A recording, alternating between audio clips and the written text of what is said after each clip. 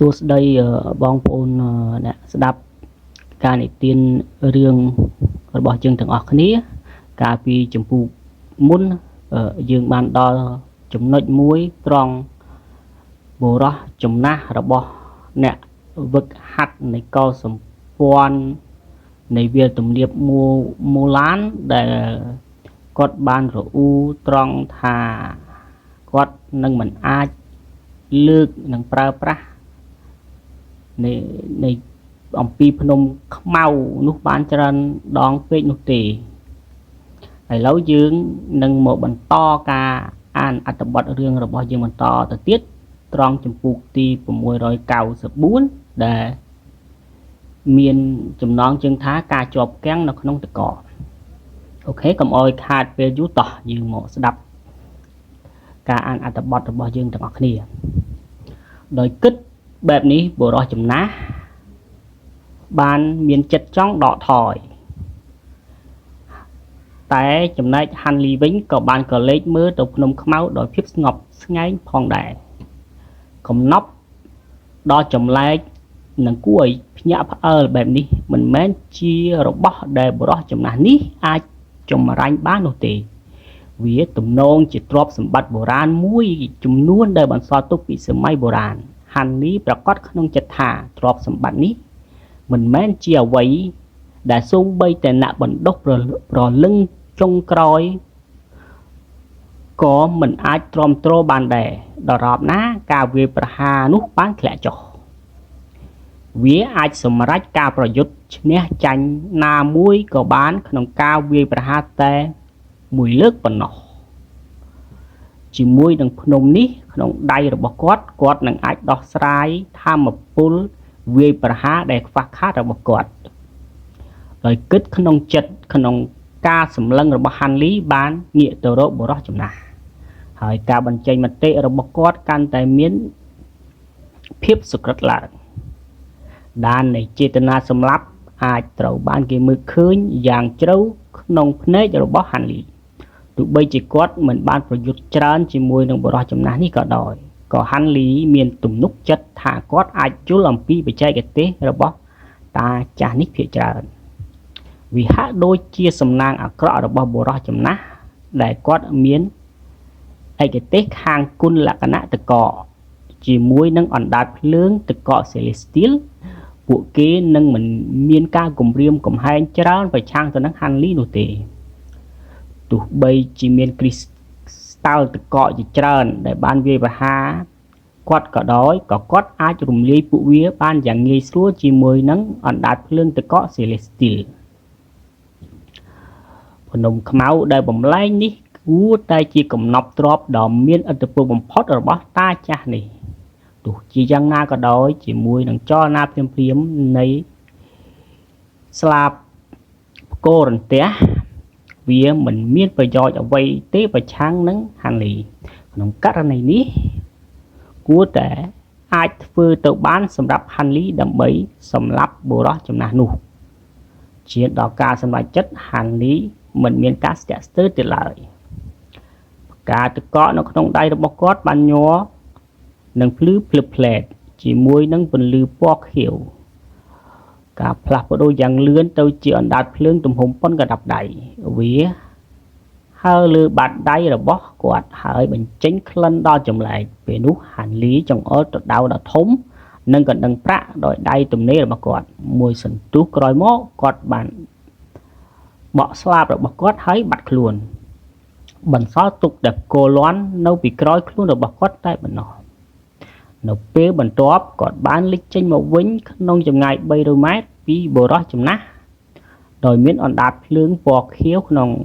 នៅក្នុងដៃដាវដ៏ធំនិងកណ្ដឹងប្រាក់បានបាញ់ឆ្ពោះទៅរកបុរសចំណាស់ក្នុងពន្លឺដ៏សាហាវ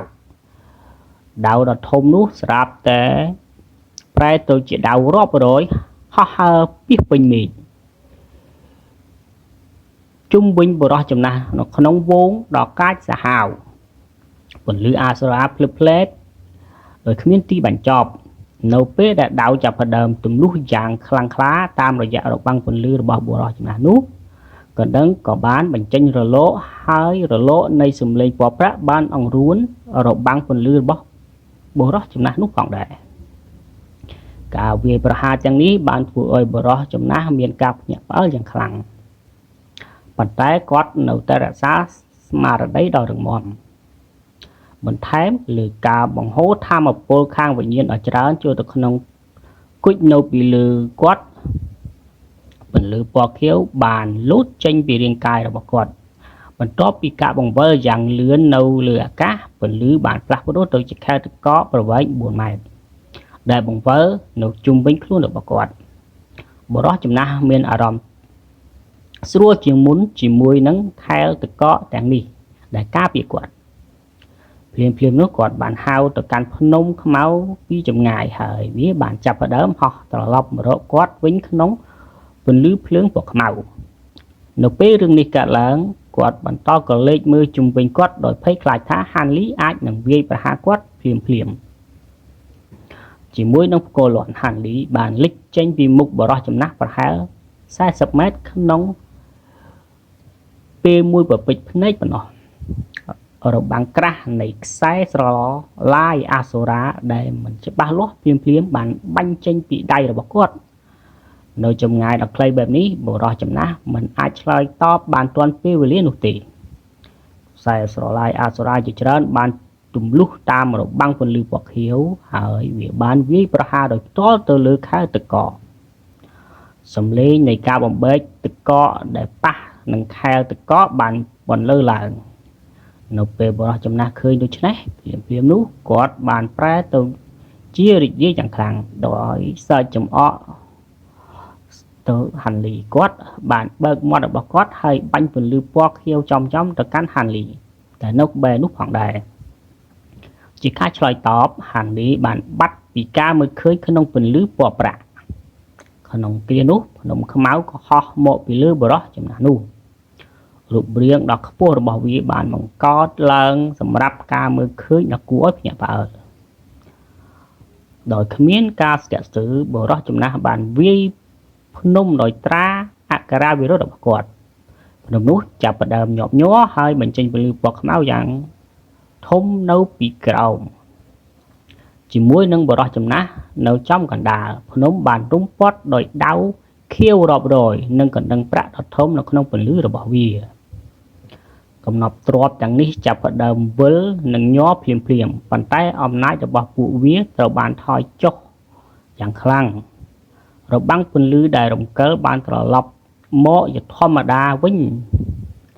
ពេលតាចាស់នោះឃើញបែបនេះគាត់ក៏មានអារម្មណ៍ធូរស្រាលជាងមុនយ៉ាងខ្លាំងមួយសន្ទុះក្រោយមកគាត់ក៏បក់ដៃរបស់គាត់រទេះសេះជិះខ្យល់បានលេចឡើងម្ដងទៀតនៅក្នុងបាតដៃរបស់គាត់ជាមួយនឹងពន្លឺពណ៌សគាត់បានបោះវាទៅលើអាកាសតិចហើយវាចាប់ផ្ដើមពង្រីកដល់ទំហំដើមរបស់វាមួយសន្ទុះក្រោយមកវាត្រូវបានស្ដារឡើងវិញដោយជោគជ័យហើយគាត់បានហោះទៅចំហៀងដោយមិនដឹងមូលហេតុបុរសចំណាស់មានអារម្មណ៍ភ័យខ្លាចយ៉ាងខ្លាំងចាប់តាំងពីហាន់លីបានប្រែខ្លាចជាទឹកកកក្នុងបាតដៃរបស់គាត់ទៅជាអណ្ដាតភ្លើងពណ៌ខៀវតូចជាមួយនឹងរូបរាងបន្ថែមនៃស្លាបខ្យល់រន្ទះរបស់ហាន់លីគាត់មានអារម្មណ៍ថាបញ្ហាបានប្រែទៅជាអាក្រក់ហើយសម្រេចចិត្តរត់គេចខ្លួនជាជាងការបន្តការប្រយុទ្ធដោយឃើញរទេះជិះខ្យល់ត្រូវបានរៀបចំដោយជោគជ័យបុរសចំណាស់នោះបានប្រែខ្លួនទៅជាពន្លឺមួយរំពេច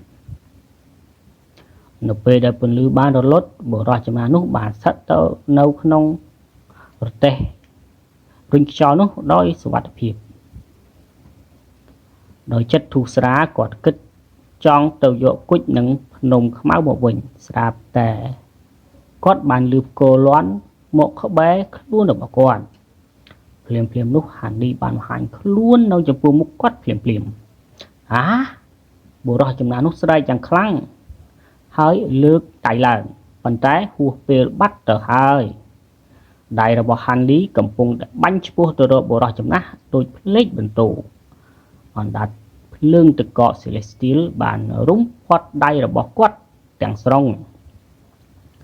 បុរសចំណាស់មានអារម្មណ៍ថាបេះដូងរបស់គាត់ឈប់លោតប៉ុន្តែខែលនៃទឹកកកដែលអណ្ដែតជុំវិញគាត់បានផ្លាស់ទីដោយស្វ័យប្រវត្តិដើម្បីការពារខ្លួនរបស់គាត់នៅក្នុងពន្លឺពណ៌សពួកគេបានបង្ហាញខ្លួននៅចំពោះមុខបុរសចំណាស់នោះបានទាន់ពេលវេលាបុរសចំណាស់មានអារម្មណ៍រីករាយបន្ទាប់ពីបានឃើញរឿងនេះហានលីបានវាយប្រហារគ្រីស្តាល់សៀលរបស់គាត់ហើយដៃរបស់គាត់ត្រូវបានកក់ដោយឈីដល់ត្រជាក់បុរសចំណាស់មានអារម្មណ៍ថាបេះដូងរបស់គាត់លែងដើរដោយការផ្លាស់ប្ដូរភ្លាមៗនៃព្រឹត្តិការណ៍បែបនេះដៃដែលមានភ្លើងកំពុងតែចុចលើទ្រូងរបស់គាត់រួចទៅហើយមុនពេលដែលបុរសចំណាស់អាចស្រែកបានអណ្ដាតភ្លើងទឹកកកចម្លែកបានរីករាលដាលយ៉ាងលឿនចេញពីដៃរបស់ហាន់លីដោយបានលេបត្របាក់បុរសចំណាស់តែមួយដង្ហើមប៉ុណ្ណោះមួយរំពេចនោះហាន់លីបានឃើញសាកសពបុរសនេះបានប្រែមួយរំពេចតែប៉ុណ្ណោះហាន់លីបានឃើញរាងកាយរបស់បុរសចំណាស់នេះបានប្រែទៅជាទឹកកកដោយទឹកមុខភ័យខ្លាចបុរសចំណាស់ក៏បានបញ្ញាប់បញ្ញាលហៅស្នូលយ៉ាងដែលគាត់បានចំណាយពេលរាប់រយឆ្នាំក្នុងការដាំដុះវាបានវិលជុំវិញខ្លួនរបស់គាត់ហើយបញ្ចេញពន្លឺពណ៌សដែលបិទបាំងដោយការពារទឹកកកមិនឲ្យរាលដាលដល់ក្បាលរបស់គាត់ពេលហាន់លីឃើញបែបនេះគាត់ក៏ចំអកគាត់ក្រវីដៃទំនេររបស់គាត់បន្ទាប់មកដាវអាសូរ៉ានៃថាមពលឈីបានលេចចេញទៅលើអាកាសហើយក៏បានកាត់ក្បាលបុរសចំណាស់នោះយ៉ាងព្រៃផ្សៃមួយសន្ទុះក្រោយមកពន្លឺពណ៌សបានញ័រហើយទឹកកកពណ៌ខៀវបានគ្របដណ្ដប់លើក្បាលរបស់បុរសចំណាស់នោះយ៉ាងលឿនទឹកមុខបុរសចំណាស់នោះបានបង្ហាញនូវភាពអស់សង្ឃឹមប៉ុន្តែភ្លាមៗនោះពន្លឺបានភ្លឺនៅក្នុងភ្នែករបស់គាត់សំឡេងច្បាស់មួយបានបន្លឺឡើងលើក្បាលរបស់គាត់វាគឺជាប្រលឹងនីសូលរបស់បុរសចំណាស់នោះតែម្ដងការបង្ហាញរបស់ហាន់លីកាន់តែស្រពេចស្រពិលហើយគាត់បានបោះភ្លេចបន្ទោឆ្ពោះទៅរក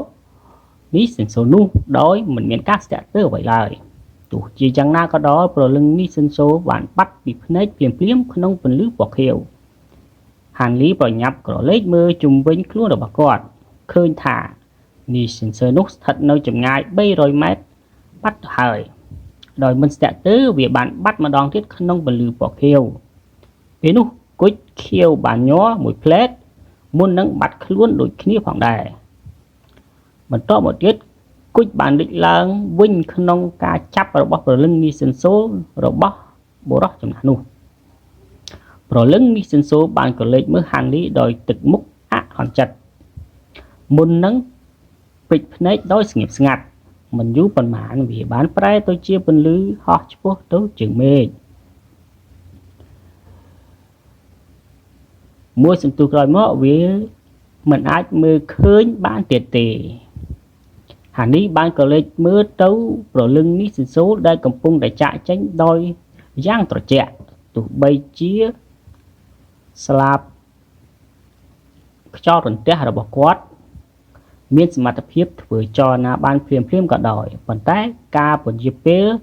រវាងចលនានីមួយបានធ្វើឲ្យគាត់នៅតែយឺតពេកក្នុងការចាប់យកប្រលឹងនេះសិនសូនោះចាប់តាំងពីវារួចផុតពីការវាយប្រហារលើកដំបូងរបស់គាត់បានអនុញ្ញាតឲ្យវាចាក់ចេញទៅដោយសេរីព្រោះមិនចាំបាច់សម្លាប់វាភ្លាមនោះទេនៅពេលនោះប្រលឹងនីសិនសូរបស់បុរសចំណាស់បានបាត់ចេញទៅដោយគ្មានបានហាន់លីចាប់ដៃរបស់គាត់ហើយបានធ្វើឲ្យសាកសពដែលកករបស់បុរសចំណាស់នោះបានបែកខ្ទេចខ្ទីពេញផ្ទៃមេឃដោយធូលីពណ៌ខៀវរលោងអូខេថ្ងៃនេះយើងអានអត្ថបទបានត្រឹមតែមួយចំពោះប៉ុណ្ណោះអរគុណបាយបាយអូខេឥឡូវយើងមកបន្តការស្ដាប់ការនិទានរឿងរបស់យើងបន្តទៀតនៅចំពោះទី695ការជួបជុំ រវាងអ្នកវឹកហាត់ទោះបីជាគាត់មិនបានដោះស្រាយជាមួយនឹងប្រលឹងលីសិនសូលនោះក៏ដោយក៏រាងកាយរបស់បុរសចំណាស់នោះត្រូវបានបំផ្លាញវាគួរតែចំណាយពេលរាប់ទសវត្សរ៍មុនពេលគាត់អាចស្ដារឡើងវិញនូវភាពរឹងមាំរបស់គាត់ដោយអនុញ្ញាតឲ្យគាត់មានរូបរាងកាយមួយផ្សេងទៀតការស្វែងរករូបរាងកាយដ៏សមរម្យគួរតែចំណាយពេលយ៉ាងយូរទោះបីជាគាត់មានរាងកាយថ្មីក៏ដោយក៏ការដាំដុះរបស់គាត់នឹងធ្លាក់ចុះយ៉ាងខ្លាំងចំណែកទ្រព្យសម្បត្តិបុរាណទាំងពីរនឹងថង់ស្តុកទុកយើងចាត់ទុកជាការចំណេញទៅចោះទោះបីជាគាត់បានរកឃើញកន្លែងស្នាក់ទោះបីជាគាត់មិនបានរកឃើញកន្លែងស្នាក់នៅរបស់រូបភ្នំរៀនច្បងឆាងខុនក៏ដោយការធ្វើដំណើរដ៏គ្រោះថ្នាក់នេះចូលក្នុងវាលទំនាបមូឡាននឹងនៅតែទទួលបានផលប្រយោជន៍ដោយការគិតបែបនេះគាត់បានក្រឡេកមើលទៅថងដៃដែលបានមកពីបរិសចំណាស់ម្នាក់នោះហានីលូកដៃរបស់គាត់ដោយស្ងប់ស្ងាត់ហើយបានហៅថងដៃនោះទៅក្នុងដៃរបស់គាត់បន្ទាប់មកគាត់បានបញ្ចូលអារម្មណ៍ខាងវិញ្ញាណរបស់គាត់ទៅក្នុងវាហើយសាកល្បងដោយធម្មតាគាត់បានរកឃើញថាក្រៅពីថ្មវិញ្ញាណថ្នាក់កណ្ដាលរាប់សិបដុំមានតែសម្ភារៈកែច្នៃឧបករណ៍ធម្មតាមួយចំនួននិងដបថ្នាំពី3តែប៉ុណ្ណោះនៅពេលដែលហានលីបើកថ្នាំគ្រាប់គាត់បានរកឃើញថាមានគុណភាពធម្មតាវាហាក់ដូចជាតំបន់វាលទំនាបមូឡានេះពិតជាខ្វះខាតសម្ភារៈដាំដុះសូម្បីតែអ្នកចម្បាំងអក្ខរាវិរុទ្ធដែលមានកម្រិតនីសិនសូដ៏អស្ចារ្យក៏ខ្វះសារធាតុសមរម្យផងដែរហានឌីងឿងឆ្ងល់អំពីរឿងនេះហើយដកដង្ហើមធំដោយការខកចិត្តដើមឡើយគាត់ប្រាថ្នាចង់ទទួលបានបច្ចេកទេសខាងវិញ្ញាណមួយចំនួនហើយនឹងមើលថាតើមានបច្ចេកទេសណាដែលអាចជួយបង្កើនកម្លាំងរបស់គាត់ក្នុងរយៈពេលដ៏ខ្លីជាអកុសលមិនមានសំណាងបែបនេះមកកាន់ហាន់នេះនោះឡើយវាពិតជាសោកស្ដាយណាស់ហាន់នេះហើយណាបន្ទាប់មកហាន់នេះបានមើលភ្នំខ្មៅដែលដោយសម្លឹងមើលយ៉ាងស្ងៀមស្ងាត់អ្វីត្បិតតែម្ចាស់កំណប់បានភៀសខ្លួនចេញជាប្រលឹងនេះសេនសូបាត់ទៅហើយក៏ដោយក៏ភ្នំខ្មៅនៅតែស្ថិតក្នុងទម្រង់ដ៏ធំរបស់វាហើយបញ្ចេញថាមពលពន្លឺពណ៌ខ្មៅដ៏អស្ចារ្យហាន់លីបានហៅទៅកាន់ភ្នំខ្មៅនោះដោយថ្នមកំណប់បុរាណដែលគ្មានម្ចាស់នេះបានរួញយ៉ាងលឿនមុនពេលវាបានបាញ់សម្ដៅទៅហាន់លីនៅពេលដែលវាមកដល់ក្នុងដៃរបស់ហាន់លីវាបានប្រែទៅជាភ្នំតូចមួយរួចបាត់ទៅហើយហាន់លីបានថ្លឹងទម្ងន់ភ្នំតូចនេះក្នុងដៃរបស់គាត់ដោយឆ្ងល់ថាវាមិនធ្ងន់នោះទេហើយគាត់បានពិនិត្យវាជាច្រើនដងទើបរកឃើញថាមានតួមាសចំនួន3នៅបាតភ្នំនេះអូគឺជាភ្នំ1000ស្រទាប់ទេតើហាន់លីមិនអាចជួយអ្វីបានហើយគាត់មានការពេញចិត្តយ៉ាងខ្លាំងហើយបន្តមកទៀតហាន់លីបានកលេចមើលទៅរទេះជីខ្យល់ហើយក៏យកវាទៅតាមផងដែរបន្ទាប់ពីក្រឡេកមើលក្នុងទិសដៅនៃប្រលឹងនីសិនសូរបស់បុរសចំណាស់នោះរត់គេចខ្លួនហាន់លីបានបន្ទាបក្បាលរបស់គាត់ក្នុងគំនិតមុននឹងសម្រេចចិត្តហោះទៅតាមទិសដៅផ្សេងមួយសន្ទុះក្រោយមកខ្សែពណ៌ខៀវបានមកដល់ពីលើភ្នំវាហោះនៅជុំវិញខ្លួនហើយរលាយបាត់ទៅឆ្ងាយដើម្បីបង្ហាញថាវាគឺជាហាន់លីបន្ទាប់ពីក្រឡេកមើលមួយផ្លែតនៅពីក្រោមគាត់ម្ដងទៀតគាត់ក៏បានងក់ក្បាលហើយរំពេចដៃអាវរបស់គាត់បានបញ្ចេញពន្លឺអាសូរ៉ាជាច្រើនខ្សែបានបាញ់ទៅលើភ្នំដូចជាការបាញ់ផ្កាយអញ្ចឹងជាលទ្ធផលពន្លឺអាសូរ៉ានោះបានផ្ទុះឡើងប្រហែល100ម៉ែត្រនៅលើអាកាសមានមនុស្ស4នាក់នៅពីក្រោមវាដែលកំពុងសម្លឹងមើលទៅគាត់ទាំងស្នាមញញឹមតិចពួកគេគឺរៀនច្បងណានឡុងបុរសសក់សចាស់ទុំនិងបុរសស្បែកសម្នាក់ទៀតរៀនច្បងណាឡុងក្រវីពុកចង្ការរបស់គាត់ហើយសើចថាវាពិតជាសំណាងខ្លាំងណាស់សម្រាប់ហាន់លី ដែលបានមកដល់ទីនេះដោយសុវត្ថិភាពអូអ្នកផ្សេងទៀតមិនទាន់មកដល់ទេនេះជាសម្ដីរបស់ហានីតបទាំងញញឹមបុរសស្បែកសក្រវិក្បាលហើយនិយាយដោយស្ងប់ស្ងាត់ថាយើងខ្លាចថាមិត្តអ្នកវឹកហាត់ម្នាក់ទៀតមានបញ្ហាក្នុងការរត់គេចចេញពីអ្នកវឹកហាត់អក្ខរាវិរុទ្ធដល់ពេលដែលយើងភៀសខ្លួនដោយឡែកពីគ្នាមិត្តអ្នកវឹកហាត់ឡុងនិងមិត្តអ្នកវឹកហាត់វាងត្រូវបានអ្នកចម្បាំងអក្ខរាវិរុទ្ធដេញតាមយ៉ាងរគាវាពិតជាពិបាកខ្លាំងណាស់ក្នុងការបំបែកចេញពីពួកគេ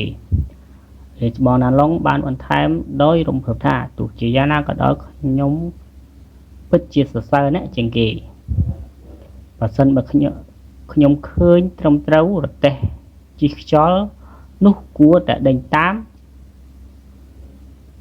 ហាន់លីបានលិតបបួរមាត់របស់គាត់ហើយបញ្ចេញសំឡេងទៅរៀនច្បងណាឡុងគាត់មិនអាចបញ្ចេញដាននៃភាពងឿងឆ្ងល់ពីសម្ដីរបស់គាត់ឡើយហាន់លីបានបញ្ចេញទឹកមុខយ៉ាងស្ងប់ស្ងាត់ហើយឆ្លើយតបថាវាអត់មានអ្វីនោះទេខ្ញុំគ្រាន់តែមានទំនុកចិត្តបន្តិចក្នុងបច្ចេកទេសចលនារបស់ខ្ញុំដោយមើលឃើញថាហាន់លីមិនចង់បញ្យល់ពីរបៀបដែលគាត់បានរត់គេចខ្លួនពីអ្នកចម្បាំងបូឡានរាជបងណាឡុងបានផ្លាស់ប្ដូរប្រធានបទយ៉ាងលឿនហើយចាប់ផ្ដើមនិយាយអំពីសង្គ្រាមនៅពេលខាងមុខរបស់ Nine Nation Union ជាមួយនឹងសម្ព័ន្ធមូឡានវានឹងអង្រួនទ្វីបទាំងមូលនេះម្ដងទៀតរាជបងណាឡុងញញឹមដោយអាចកំបាំងហើយនិយាយថាខ្ញុំចាំថាសង្គ្រាមចុងក្រោយជាមួយអ្នកចម្បាំងអក្ខរាវិរុទ្ធមានរយៈពេលជាង10ឆ្នាំអ្នកណាដឹងថាសង្គ្រាមនេះនឹងមានរយៈពេលប្រមាណឆ្នាំទោះជាយ៉ាងណាក៏ដោយសូម្បីតែសម្ព័ន្ធដៅឋានសួគ៌របស់ប្អូនប្រហានក៏នឹងត្រូវបញ្ជូនកម្លាំងមកផងដែរហើយវាផ្ដល់ឲ្យសម្ព័ន្ធភាពរបស់ Deep Think Cloud Heavenly នឹងក្លាយជាសម្ព័ន្ធភាពរបស់សម្ព័ន្ធដៅឋានសួគ៌ដើម្បីចូលរួមក្នុងសមរភូមិនេះប្រហែលជាសមរភូមិនេះអ្នកវឹកហាត់ហាននឹងមានឱកាសទៅលេងវាលទំនាបមូឡានម្ដងទៀតអូខេយើងបញ្ចប់តែប៉ុណ្្នឹងចុះបាយបាយ